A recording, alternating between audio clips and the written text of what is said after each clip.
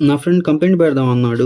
నవ్వుకున్నా, కానీ తర్వాత షాక్ అయ్యా. మ్యాటర్ ఏంటంటే గుంటూరు నుంచి హైదరాబాద్ కి పల్నాడు ఎక్స్ప్రెస్ లో జర్నీ చేస్తున్నాం. జనరల్ కోచ్ లో కూర్చొని లైఫ్ లో ఉన్న స్ట్రగుల్ కన్నా సీట్ దొరికిందనే ఆనందమే ఎక్కువ ఉంది. కొంత దూరం వెళ్ళాక ఛార్జింగ్ పెడదాం అనుకున్నా, కానీ మన బ్యాటరీకి ఏంటంటే సాకెట్ పనిచేయట్లేదు. సరేలే అని వదిలేసా, మనకి ఇలాంటి విషయాలు అలవాటే కదా అని. కానీ నా ఫ్రెండ్ మాత్రం సీరియస్ గా తీసుకున్నాడు. బ్రో ఒకసారి కంప్లైంట్ ఇచ్చి చూద్దాం పోయేదే ఉంది అని. అవన్నీ జరిగేవి కాదులే, లైట్ తీసుకోలే బ్రో అన్నాను. కానీ వాడు కంప్లైంట్ రేస్ చేశాడు.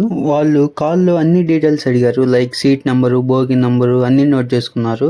మాది రిజర్వేషన్ కూడా కాదు, జనరల్ కోచే. అన్ని డీటెయిల్స్ అడిగేసరికి పర్లేదు, ఒక 2 days లో మొత్తం సాల్వ్ చేస్తారు అనుకున్నాం. కానీ నెక్స్ట్ స్టేషన్ లో ట్రైన్ ఆగగానే లాస్ట్ నుండి ఒక ఆఫీసర్ అక్క మా దగ్గరికి నిజంగానే పరిగెత్తుకుంటూ వచ్చారు.